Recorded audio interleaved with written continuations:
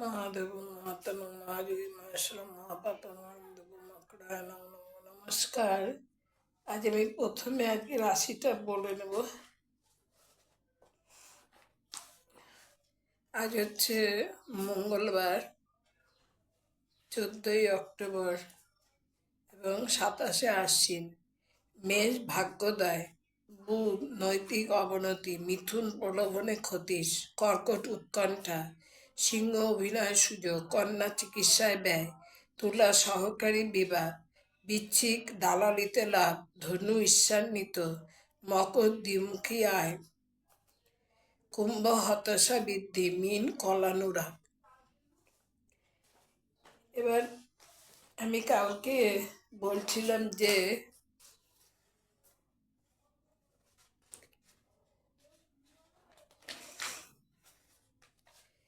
গ্রহদের শারীরবৃত্তীয় কারকতা। কালকে 4টে গ্রহ সম্পর্কে বলেছি। আজকে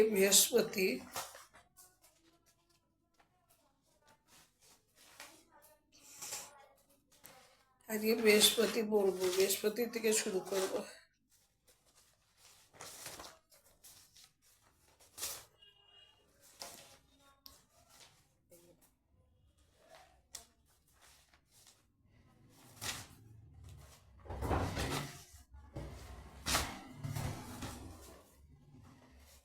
বৃহস্পতি গ্রহ হচ্ছে রক্তের আধিক্য, রক্তের লোহিত কণিকার আধিক্য। রক্তে হিমোগ্লোবিন থাকলে চোখ মুখ লাল হয়, কম হলে অ্যানিমিয়া হবে। রক্তে হিমোগ্লোবিন কমানো বা বাড়ানো বৃহস্পতির কাজ, কারণ শ্বাস প্রশ্বাস ক্রিয়ার ফলে হিমোগ্লোবিন তৈরি হয়।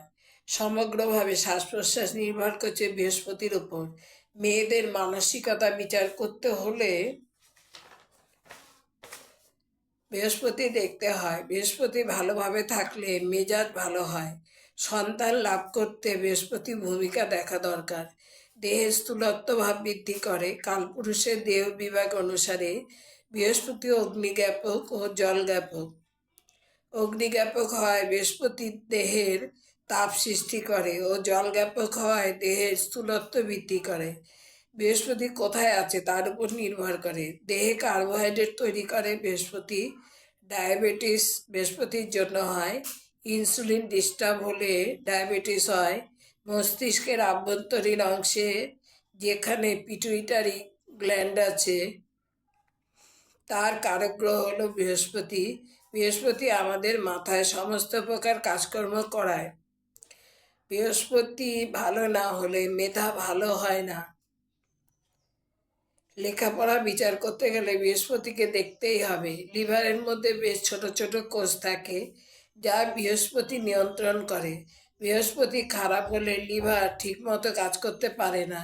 বৃহস্পতি অ্যাফেক্টেড হলে ইউরিন বেশি হয়। উপলব্ধির কারক গ্রহ হলো বৃহস্পতি। গান বাজনা বিচার হয় দ্বিতীয় তৃতীয় পঞ্চম ভাব থেকে। গলার স্বর কেমন হবে তা বৃহস্পতির উপর নির্ভরশীল। আরবিসি রেড ব্লাড সেল তৈরি করবার ক্ষমতা তৈরি করে বৃহস্পতি।